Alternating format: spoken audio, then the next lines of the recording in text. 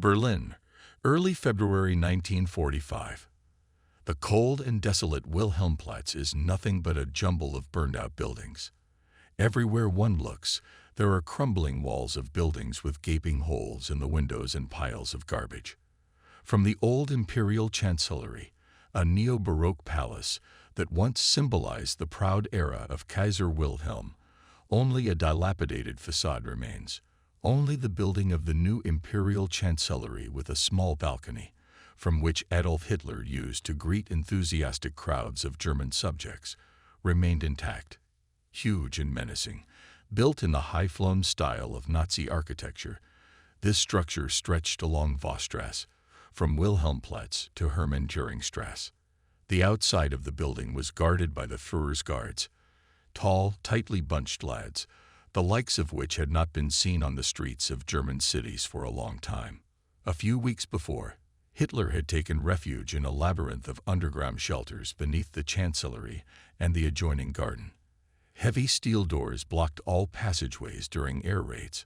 Hitler held daily meetings in the chancellery, where in the presence of representatives of all three branches of the armed forces discussed in detail the situation at the fronts and made decisions on the practical military actions of the land forces, air and naval forces.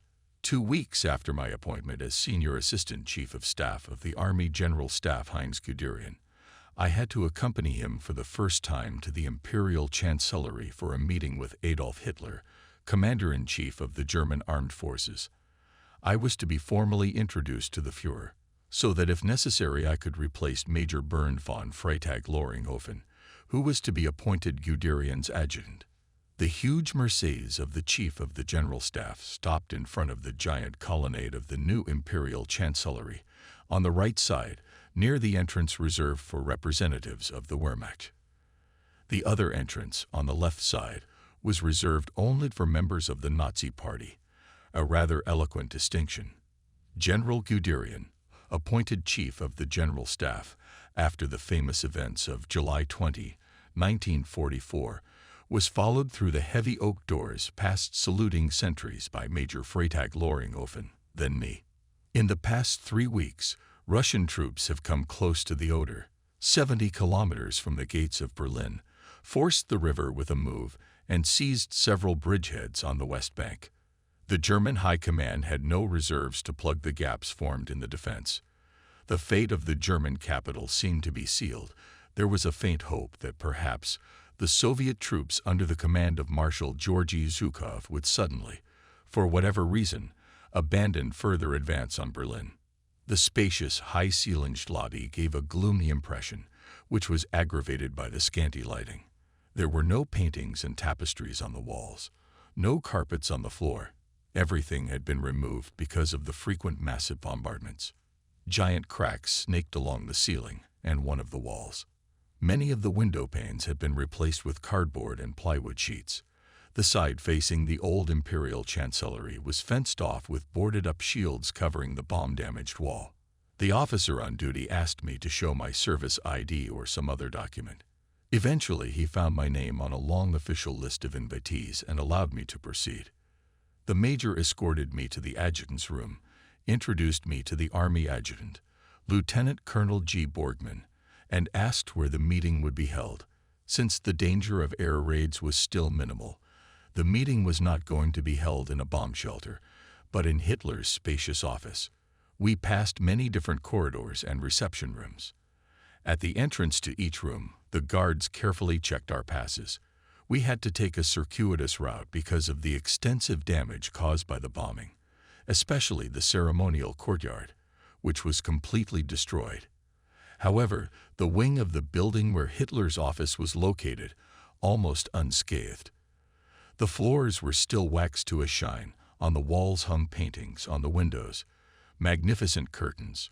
In front of the reception area leading to the deliberation room, guarded by SS officers with automatic rifles, the SS officers subjected us to an even more thorough search. We surrendered our personal weapons and briefcases, the contents of which were thoroughly inspected. After the assassination attempt on July 20, 1944, the briefcases were under special suspicion. We were not searched, but the experienced eyes of the SS officers scrutinized every square centimeter of our close-fitting uniforms. Again, our badges were examined in detail, after which we were finally allowed to enter the reception area. However, we arrived too early. The clock showed only 3:45, and the reception area was still empty. There were only 3 on duty, standing dignifiedly near the table with refreshments, and 3 more armed SS at the door to Hitler's office, where the meeting was to be held. General Guderian took advantage of the pause to call the Army Command Headquarters in Zossen to get the latest news on the situation on the Eastern Front. Soon Hitler's personal adjutant, Sturmbannführer Gensch, invited Major Freytag and me to go to the working office of the Führer, who had just finished consultations with Bormann. A few minutes later, I noticed in the doorway, and Martin Bormann himself. He was of medium height, about 45 to 50 years old, stocky, rather full, with a thick, short neck. On a round face with protruding cheekbones and wide nostrils, an expression of almost ferocious cruelty. Eyes and the whole appearance testified to perfidy. Liquid hair was smoothly slicked back. I was mesmerized looking at the man who was rumored to have a huge influence on Hitler, was the evil genius of the Führer's team. Following Gensch past Bormann, we greeted him briefly. In the office with a very high ceiling was almost no furniture, although the floor was covered with luxurious carpets. Hitler's enormous desk stood out, with small chairs with hard seats on the opposite side of the room. 4 narrow and high windows that reached the ceiling, and a glass door overlooked the garden of the chancellery. On the windows, heavy gray curtains. An upholstered armchair at the elaborate marble card table was placed, so that Hitler could sit overlooking the garden. On this table are only a telephone, an electric call button, 2 weighty paperweights, and a few colored pencils. In addition, I noticed a round table and deep leather armchairs arranged on the right and left sides of the room along the walls. Major Freytag and I began to lay out the staff maps on the table in a predetermined order. At the top, concerning the state of affairs in Hungary; at the bottom, reflecting the state of the Kurland group. Gensch was standing next to us, closely watching our manipulations, which took only a couple of minutes. Exactly at 16:00, we returned to the reception room, where almost all the participants of the meeting had already gathered. Standing or sitting in small groups, they were drinking coffee or schnapps and eating sandwiches with a serious look. Soon I was beckoned by General Guderian and introduced to the Chief of the Supreme Command of the Wehrmacht, OK. Field Marshal Wilhelm Keidel, Chief of the General Staff of the Army Alfred Jodl, Grand Admiral Karl Dönitz, and Reichsleiter Bormann. Looking around, I noticed their adjutants, kept together nearby in a single group and in the far corner of the reception room. Reichsleiter SS Heinrich Himmler, talking with SS Gruppenführer and Lieutenant General of the SS troops Hermann Fegelein, his permanent representative in Hitler's headquarters. Fegelein's arrogant demeanor was due to the fact that his wife, Greta Braun, was the sister of Eva Braun, Hitler's longtime girlfriend, with whom he had wedded shortly before Germany's surrender. Fegelein held himself as if he were already a brother-in-law to the Führer himself. A little aside, Ernst Kaltenbrunner, the fearsome and formidable chief of the General Directorate of Imperial Security, was scrutinizing a document. Heinz, deputy head of the NSDAP press department and representative of this department in the Führer's headquarters, was talking about something with Wilhelm Zander, SS Standartenführer, and advisor to Bormann. Reichsmarschall Hermann Göring sat with members of his staff, Generals Karl Kahler and Christensen, near a round table. Soon General Bergdorf, Hitler's senior adjutant, followed through the reception area into the deliberation room. A moment later he reappeared in the doorway and announced, "Gentlemen, the Führer invites you." Lined up according to military ranks, we, with Hermann Göring at our head, marched into Hitler's study. The Führer stood alone in the middle of the huge room, turned to face the door. Almost everyone who entered, he greeted separately, silently shaking hands. Sometimes he asked questions, to which he received short answers. "Yes, my Führer, Or no, my Führer. I stood at the threshold, anxiously awaiting the official ceremony of my formal introduction to Hitler. General Guderian must have mentioned me, for I noticed the Führer glance in my direction, and immediately Guderian gestured for me. I went toward Hitler, and he dragged his feet and took a few steps toward me, slouching, infirm. Then he held out his right hand to me, and I felt a weak and sluggish handshake, utterly devoid of any strength or feeling. His head was shaking slightly, and this struck me most of all. His left arm hung lifelessly along his torso, and his left palm trembled with a fine tremor. He moved like a very sick and decrepit old man. His face spoke of extreme fatigue and utter exhaustion. Only his eyes burned with an inner, intolerable fire that was instantly alarming and seemed almost unnatural. His gaze was penetrating. It was not at all that cheerful and energetic Hitler, as the German people imagined him to be, and as he continued to be portrayed by the Reich Minister of Propaganda Paul Joseph Goebbels. But now he turned, and, accompanied by Bormann, shuffling his feet, slowly made his way to the table and sat down in a chair in front of a stack of cards, which we had recently carefully laid out. The meeting was to begin with a review of the military situation in the southeast, southwest, west, and north. These battle areas were under the jurisdiction of the Chief of the Wehrmacht High Command, Keitl, who, however, preferred to let the Chief of Staff of the Army, Alfred Jodl, speak. Younger officers called Keitl Imperial Garage, and they meant a pile not the peculiarities of the character of Field Marshal and the extreme limitations of his official powers. Perhaps this nickname most accurately described the range of his operational and strategic responsibilities. He was really in charge of only the issues of providing the Third Reich with fuel and lubricants. On all other areas of military leadership, Keitl had no influence, and only for the sake of maintaining the appearance of unanimity in decision-making, obediently signed his signature under Hitler's orders. Reported Jodl quiet, calm voice. The Führer could not tolerate loud speech, and Jodl tried his best not to irritate him and not to piss him off. My Führer, said Jodl, Army Group D in the southeast lost 4 tanks. In this area, we were able to successfully accomplish our objectives. South of Drava, our formations managed to break away from the enemy. On both sides of the Sarajevo Broad Road, our 104th Infantry Division continues to advance. In the border zone between Serbia and Croatia, on the Drina River, our 22nd Infantry Division is advancing. Large guerrilla units have appeared in Slovenia. The command reports that in the southeastern section of the front, it has a total of 25,000 troops. The 22nd Infantry Division is to be replaced by the 104th Division. Chetnicki will lead an offensive on Tuzla, which will help our formations in the area on the border with Serbia. After that, there was a short pause, during which they changed maps. Hitler sat motionless in the general silence, only slightly raised his hand when they removed the map of the southeastern section of the front. Then Jodl continued his report. This time it was about the Italian theater of operations, where Army Group CEC fought. On the Italian front, my Führer, resumed his report Jodl. The enemy is actively conducting reconnaissance combat. Otherwise no serious contact with him, no. The withdrawal of the 356th Infantry Division to Hungary is carried out according to plan. The 16th SS Motorized Division is preparing to redeploy to new positions.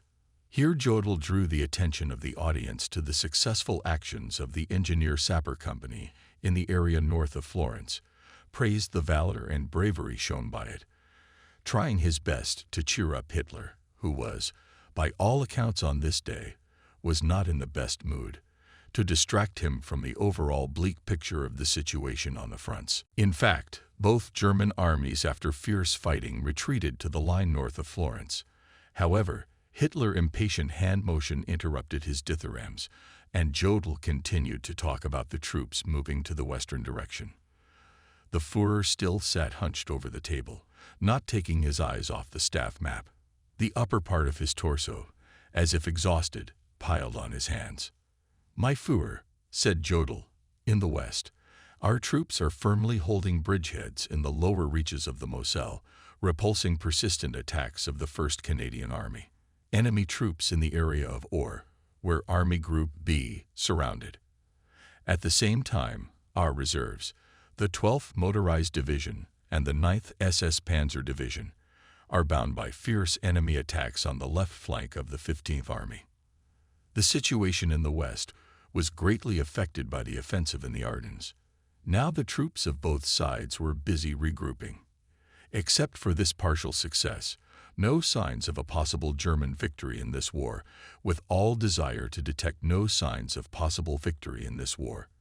And so Jodl again focused on the only localized achievement, praising the bravery and ingenuity of some obscure non-commissioned officer who had captured several enemy soldiers during a reconnaissance operation north of Hollerath.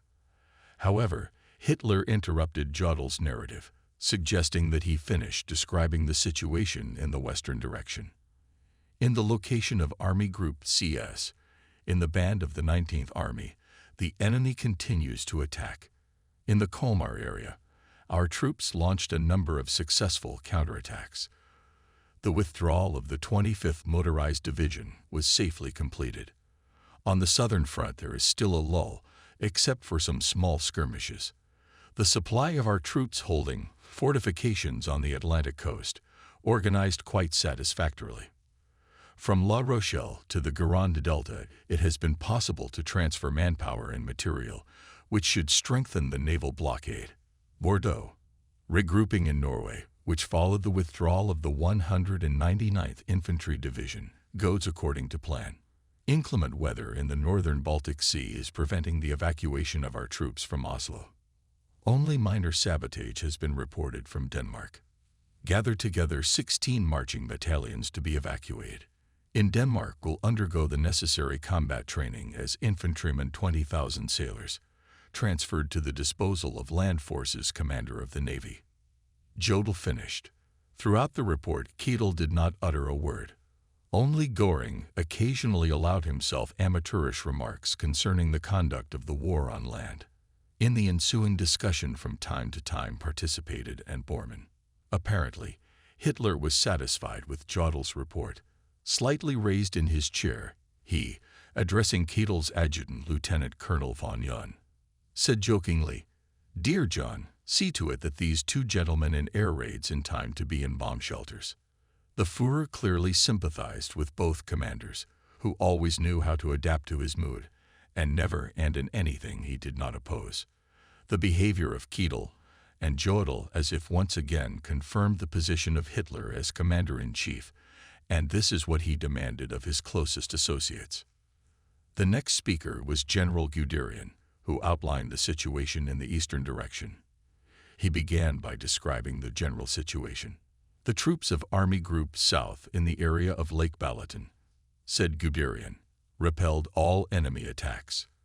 The garrison that remained in Dunapentel came out of the encirclement. It is assumed withdrawal of troops to the next line of defense at the level of Lake Velenitz. Concentration of large formations in areas south of Stolweisenberg and north of the Danube Bend indicates that the Russian offensive is preparing. The situation of the encircled garrison of Budapest is deteriorating by the hour. Fuel, ammunition and food are delivered by air, but in quantities far from covering the needs. Fighting is going on around the castle. Soviet troops have advanced a kilometer through the outer rim of the defense. As for Army Group Center, its compounds are withdrawn to pre-prepared lines in connection with the threat of a breakthrough of its defenses by the enemy. To contain it, we undertook a local counteroffensive. Captured by the Russians, bridgehead near Radabush continues to expand. Army Group Command replaced here the 20th Panzer Division. Some success has been achieved in fighting on enemy bridgeheads on both sides of Opole. On the other hand, the Soviet troops managed to expand their bridgehead at Olava. The situation with the bridgehead at Steinau has worsened, and there are battles in the city itself.